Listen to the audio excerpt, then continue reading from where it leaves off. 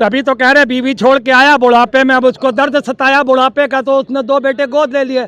बड़ा बेटा गौतम अडानी, छोटा अंबानी। तुम एक बढ़िया पार्टी हो, उनको हटाएंगे, राहुल को लाएंगे तो देश बचेगा, वरना देश नर्क में चला जाएगा। नरेंद्र मोदी पूरी देश के सामने पूरा एकदम नंगा हो जाएगा, एक भी तन पे कपड़ा नहीं रहेगा उसके, ये ध्यान रख लीजिएगा। उसकी राजनीतिक नंगा होगा। देश के प्रधानमंत्री कहते हैं 81 करोड़ गरीब जनता को आगे भी 5 किलो अनाज देता रहूंगा, यानी 5 साल और गरीब बना रहे। उनके जीवन स्तर को उठाने की बात करते नहीं है, उनका जीवन स्तर को उठाइए ना। प्रधानमंत्री जी का जीवन भर पूजा करूंगा, माननीय मुख्यमंत्री जी का जीवन भर पूजा करूंगा, अर्चना करूंगा।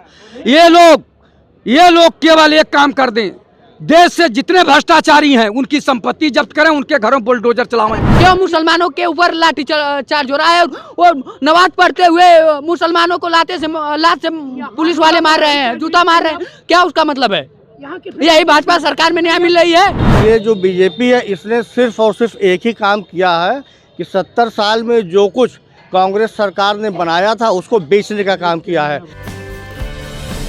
नमस्कार दोस्तों, 2024 के चुनाव से पहले भारत के अंदर राजनीतिक माहौल काफ़ी गर्म हो चुका है और जिस तरह से सुप्रीम कोर्ट द्वारा इलेक्टोरल बॉन्ड को असंवैधानिक करार दिया गया, उसके बाद में सुप्रीम कोर्ट ने आदेश दिया था कि भारत सरकार को बहुत जल्द से जल्द इसकी रिपोर्ट सुप्रीम कोर्ट के अंदर जमा करानी होगी। लेकिन SBI state bank of India ने 6 जनवरी तक का समय मांग लिया है सुप्रीम कोर्ट से, और अब सुप्रीम कोर्ट द्वारा जो है SBI के ऊपर अटेम्प्ट ऑफ कोर्ट लगाया जा रहा है। इसी को लेकर मैं लोगों से जानने की कोशिश करूंगा कि जो भारतीय जनता पार्टी 70 साल का लोगों से कांग्रेस पार्टी से जवाब मांग रही थी, वो एक सिर्फ इलेक्टोरल बॉन्ड का जवाब नहीं दे पा रही है।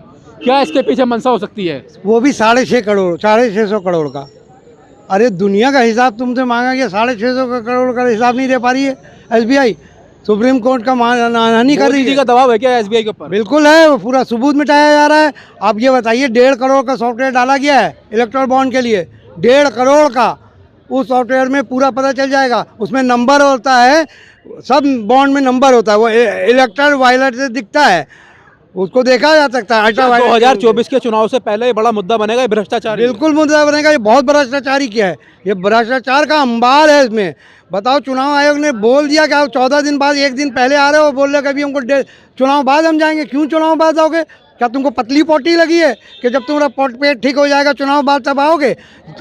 पूरा चोरी कर रहे हो मिलकर। मोदी जी तो कहते थे ना खाऊंगा ना खाने दूंगा, लेकिन अब सिर्फ अकेले खा रहे हैं, बाकी दूसरे को तो खाने। नारा बदल गया है, खुद खाऊंगा किसी और को ना खाने दूंगा, ये नारा हो गया। मैं खुद खाऊंगा किसी और को ना खाने दूंगा, खुद बोलूंगा किसी और को बोलने नहीं दूंगा। आप बताइए, 48 करोड़ कस्टमर मैनेज कर लेते हैं, 23 ब्रांचेस मैनेज कर लेते हो आप, और 22,000 का बैलेट का पूरा जानकारी नहीं दे पा रहे हो, बेवकूफ़ बना रहे हो जनता को।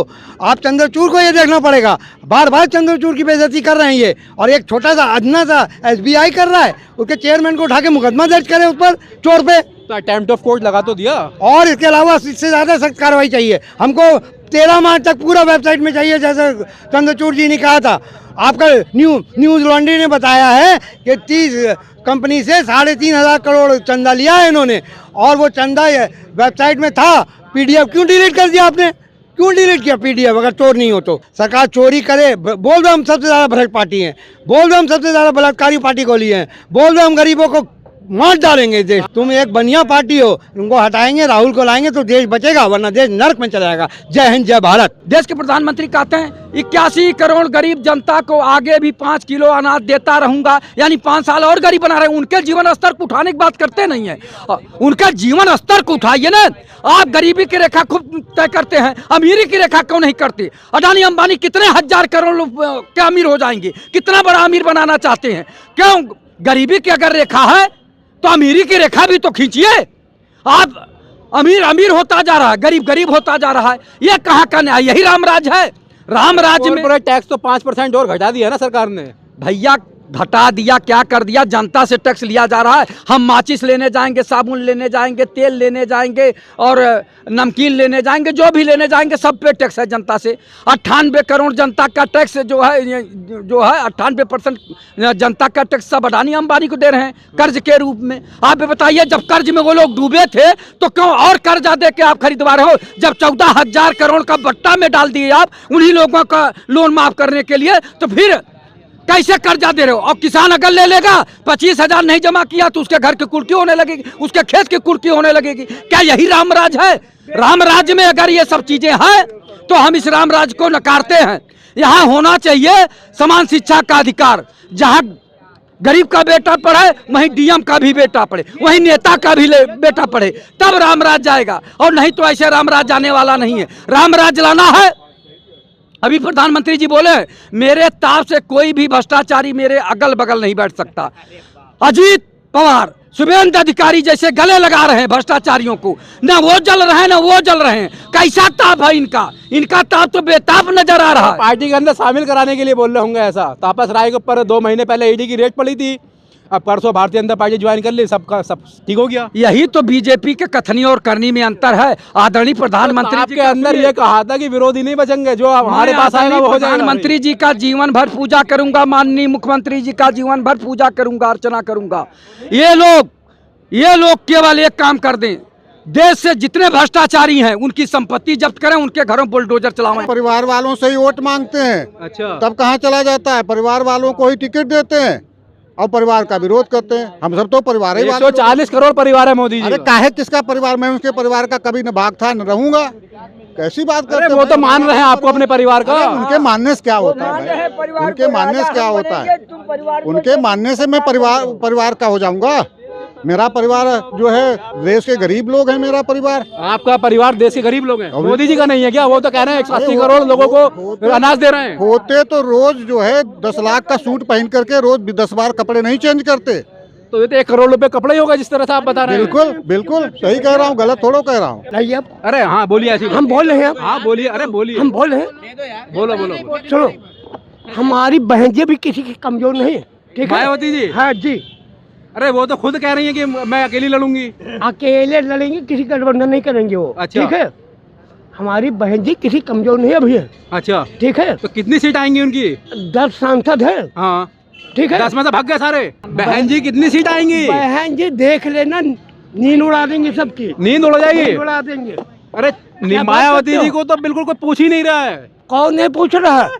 वोट खत्म हो गया उनका सारा। वोट क्या, बहन जी नींद उड़ाने की नींद। अरे मोदी जी की 400 सीट आ रही हैं। कोई सीट नहीं आएगी। और सही है, 400 में नहीं आने की उनकी। 4 सीट है।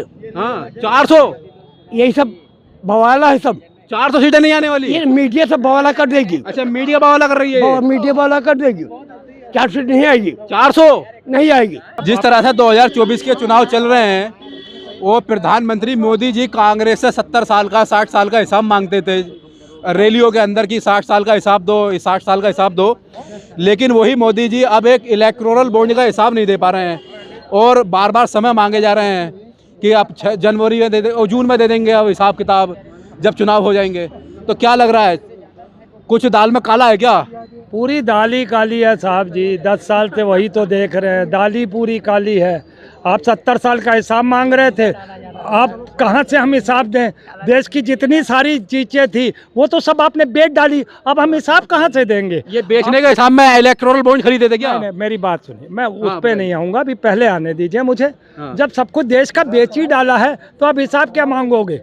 अब तो जो बचा कुचा उसी पे तुम ऐश कर लो और 4 महीने, उसके बाद 4 का वजह 2 महीने वजह, फिर 5 साल के लिए फिर आ रहे हैं। 2 आपके कहने से आ रहे हैं। 400 पार का नारा दे दिया। 400 पार का नारा दे दिया, है ना? ये जो ध्यान नहीं आपने किया, 400 पार कहा उन्होंने, सीटें नहीं कहा। 100 रुपये का डीजल 400 पार, 100 का पेट्रोल 400 पार, 100 का तेल 400 पार, 100 का रिफाइंड 400 पार। कुछ दिन बाद आएगा यही मोदिया, 1000 का सिलेंडर 4000 का बताएगा। बस इसी तरीके से तैयारी कर लीजिए। अगर 24 में इसको जिता दीजिए तो हर चीज़ के दाम 4 गुने कर लीजिए, या फिर अपने अच्छे के लिए सोचना हो तो इसको सत्ता से बाहर करके फेंकने का काम करिए। तो सत्ता में अगर मोदी जी को हटा भी दिया तो आएगा कौन? क्यों? आप लाल बहादुर शास्त्री मरे थे तो नेहरू आ गए थे। नेहरू के मरने के बाद आए थे शास्त्री। अरे मेरी पूरी बात सुनते रहो, कोई भी मरता है, नेहरू मरे तो इंदिरा आ गई, इंदिरा मरी तो कोई और आ गया, वो कोई मरा तो कोई और आ गया। तो मोदी जी तो जिंदा हैं। मर भी जाएगा ना, जिंदा कब तक रहेगा? देश पर ये बोझ है इसका मरना ही। राजनीतिक मौत तो कम से कम इसको 2024 में मिल जाए, नहीं तो देश बर्बाद हो जाएगा।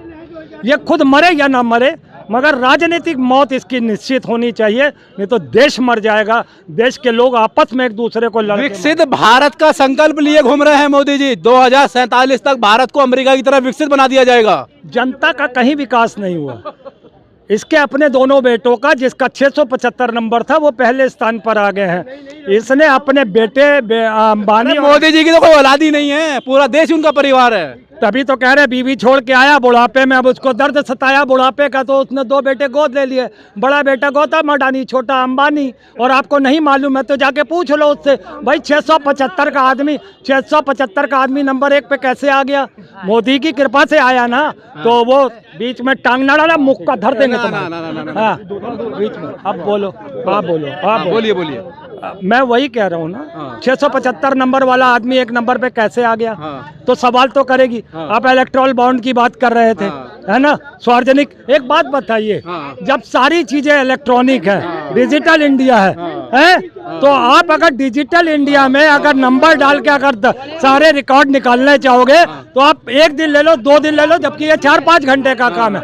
आप अगर ये कहते हो ये मैनुअली रिकॉर्ड है, तो मैनुअली रिकॉर्ड में भी आप हफ्ता भर लगा लो, आपको 21 दिन मिले, और आपने कंडेम्ड ऑफ कोर्ट किया, कोर्ट की अवमानना की। अब मुझे लगता है कि जो वकील साहब हैं, मुझे याद नहीं आ रहा दिल्ली के, उन्होंने एक याचिका दायर की है कंडेम्ड ऑफ कोर्ट की। ऊपर सुनवाई भी वो याचिका लग गई। नहीं, हाँ वही, उसी की 11 तारीख को दोनों सुनवाई एक साथ है। 11 तारीख को ये कहा गया है सीबीआई को कि अपने दस्तावेज दीजिए, दिखाइए क्या है, नहीं तो फिर हम कंप्यूटर लेके बैठेंगे, हम फिर हिसाब सारा चेक। क्या आपको सीबीआई पे विश्वास नहीं है? क्या आपने उनका जीता जागता नमूना नहीं देखा चंडीगढ़ में? तो आप लोग कैसी बेहूदी बातें करते, कैमरा और वीडियो माइक लेके चले आते हैं और अनाप शनाप बकने लगते हैं। अरे हम जो कह रहे हैं, जो उन्होंने करके दिखाया, वो दोबारा नहीं करके दिखाएंगे। आप लोग कैसी बातें कर रहे हैं? करके दिखाएंगे, बिल्कुल डेफिनेटली करके दिखाएंगे। और तब नरेंद्र मोदी पूरी देश के सामने पूरा एकदम नंगा हो जाएगा, एक भी तन पे कपड़ा नहीं रहेगा उसके, ये ध्यान रख लीजिएगा। उसकी राजनीतिक नंगा होगा। देखिए, जो बात बीजेपी कर रही है विकास की, तो उन्होंने 10 साल में विकास नहीं बल्कि विनाश किया है। पूरे देश का विनाश किया है, लोगों को बेरोजगार बनाया है, जिनको पेंशन मिल रही थी उनका पेंशन बंद कर दिया। आदमी सरकारी नौकरी करता है, रिटायरमेंट के बाद एक सहारा होता है कि एक पेंशन मिलेगी, अपना घर परिवार चलाने के लिए घर बना लेगा। अब वो भी चीज़ ख़त्म हो गई है। सरकार, ये जो बीजेपी है, इसने सिर्फ़ और सिर्फ एक ही काम किया है कि 70 साल में जो कुछ कांग्रेस सरकार ने बनाया था उसको बेचने का काम किया है। और यहाँ पे इस बार बहुत ही यूपी में उल्टा रिजल्ट दिखेगा। बीजेपी का सुपड़ा साफ हो जाएगा यहाँ से। और यहाँ पे जो 400 पार की बात चल रही है, वो 150 पार भी नहीं होगा। 150 पार भी नहीं होगा, बिल्कुल। राम मंदिर बनवाया है, 370 हटवाई है, ये सब मुद्दे हिंदुओं को दिखाई दे रहे हैं। आप कहाँ हैं? 400 पार तो आनी है इस बार। देखिए, सभी जितने भी हिंदू हैं ना, जितने भी हिंदू हैं, उनके भी बाल बच्चे हैं, उनके भी परिवार है, और हिंदू को भी नौकरी चाहिए। सबसे पहले जो पेट का मुद्दा है ना, अगर पेट के मुद्दे पे लात पड़ेगी तो ये सारे जो मुद्दे हैं, जो भड़काने वाले मुद्दे, वो काम नहीं करेंगे। कोई काम नहीं करेगा, कोई काम नहीं करेगा। इस समय आप देखिए कि सरकारी अभी पुलिस कर्मियों की भर्ती हुई, यहाँ पे भर्ती निकलती है और लीक पेपर कराया जाता है, और उसके बाद उसको ठंडे बस्ते में डाल दिया जाता है कि अब इस पे जो है कमेटी बैठेगी, और 2-4 साल तक कमेटी की रिपोर्ट आती है। तब तक 60 लाख लोग जब बैठते हैं तो उसमें करोड़ों रुपया का तो फॉर्म बिक जाता है। तो सरकार जो है सिर्फ और सिर्फ जनता को और युवाओं को परेशान कर रही है। नौकरी देने की कोई मंशा ही नहीं है सरकार की, कोई मंशा नहीं है, कोई मंशा नहीं है। आज तक तो यही राहुल गांधी कह रहे 30 लाख भर्तियां हैं, उनको भर देंगे हम, पद खाली हैं। हाँ, देखिए अभी बिहार में देखिए, जो लालू यादव के लड़का है तेजस्वी यादव, उसने करके दिखाया। जब उसने विधानसभा में कहा कि हम 2 लाख नौकरियां देंगे, तो लोग हंस रहे थे। नीतीश कुमार बोल रहे थे कि तुम्हारा बाप खेत बेच के ला के पैसा देगा कि नौकरियां दोगे, लेकिन जब दोनों गठबंधन में आ गए तो 2 लाख नौकरी दे के वहां दिखा दिया। तो अगर बिहार में 2 लाख नौकरियां दी जा सकती हैं तो पूरे भारत में 30 लाख नौकरियां बिल्कुल आसानी से दी जा सकती है, बिल्कुल संभव है। क्या काम किए हैं मोदी जी? किस मुद्दे पे वोट मांगेंगे? इनको किस बार पे तीसरी बार शपथ लेंगे प्रधानमंत्री का?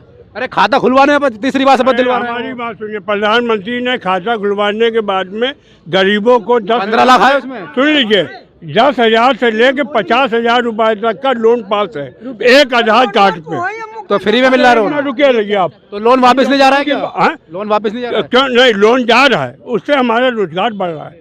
आप ये देखिए, हम लाला महाजन से पैसा नहीं ले रहे, हम गवर्नमेंट सरकार हमको दे रही है और सरकार के माध्यम से आज हमारा 50,000 रुपए में कौन सा कारोबार है जो हो जाएगा? नहीं, क्यों नहीं हो जाएगा? एक ठेले पे हमारा रेडीमेड लगता है, मैं रुपट्टे काम करता हूँ, अमीनाबाद में दुकान है हमारी, हमारा इलाजमेंट हुआ है, पैसा दे हमारी दुकान का नंबर। ठेला लगाने का आप रोजगार समझते हैं? नहीं, ठेला नहीं, दुकान दिया हमें। दुकान कौन सी? ठेला आप कह रहे खुद ठेला लगाता हूँ। ठेले के ऊपर हम लोग सजा के दुकान लगाते हैं, जैसे ये चाय वाला ठेला है, इसको हम लोग दुकान कहते हैं, ठेला नहीं कहते। दुकान नहीं, ठेला ही है, इसको कौन दुकान कहेगा? ये तो ठेला है। क्यों? इलाजमेंट हो गया, दुकान हो गई हमारी। अलॉटमेंट कहाँ हो जाएगा? सड़क पे अलॉटमेंट कहाँ हो जाएगा? ये सड़क है, ये तो सड़क है, सड़क पे अलॉटमेंट कैसे हो जाएगा? नहीं, यहाँ पे नगर निगम द्वारा सबका वो चौथा मिल चुका है, यहाँ भी। अरे वो नगर निगम नहीं हटा रहा, वो एक अलग बात है, लेकिन ये तो सड़क है, फुटपाथ है, फुटपाथ में कैसे हटा कर लगा? फुटपाथ 2014 का हम लोगों का पट्टी दुकानदारों का कानून भी है, उसी कानून के तहत हम लोग को बताया जा रहा है। ये जो कह रहे हैं कि नगर निगम दे रहा है, किसी फुटपाथ पे लगा दे कोई ठेला, रोड जाम कौन करवा रहा है? रास्ता कौन जाम करवा रहा है? यही लोग ने करवा रहे हैं। तमाम जाम लगवा रहे हैं, यही लोग जाम करवा रहे हैं। 4 व्हीलर खड़ी हो जा रही है, अगर नमाज दिल्ली में पढ़ा जा रहा है रोड पे तो पुलिस के ऊपर लाठी चल रही है, और ये लोग रोड पे ठेला लगा रहे हैं तो क्यों नहीं लाठी चल रही है? क्यों मुसलमानों के ऊपर लाठी चार्ज हो रहा है? वो नमाज पढ़ते हुए मुसलमानों को लात से पुलिस वाले मार रहे हैं, जूता मार रहे हैं, क्या उसका मतलब है? यही भाजपा सरकार में न्याय मिल रही है? किसको न्याय मिल रही है? भाजपा का नेता जब नहीं सुरक्षित है, भाजपा के नेता को गोली मारकर हत्या कर दी जा रही है। तो राम राज्य का दावा करती है सरकार। राम राज्य का भाजपा के नेता का हत्या हो जा रही है, और भाजपा तो गुंडा ही बढ़ा रही है। ओम प्रकाश राजभर जी का बयान सुने हैं कि नहीं, कि पीला गमछा लेकर जाइए थाने में और जाइए किसी डीएम, एसडीएम, एसपी, दरोगा से और डीजीपी से किसी से बात कीजिएगा तो आप वहाँ खड़े रहेंगे सकल ओम प्रकाश राजभर की आगे। यह भाजपा के मंत्री बोल रहा है, और बोल रहा है कि इन कांग्रेस में और सब सरकारों में गुंडाई चलती थी, सबसे ज्यादा गुंडाई है तो बीजेपी में गुंडाई है।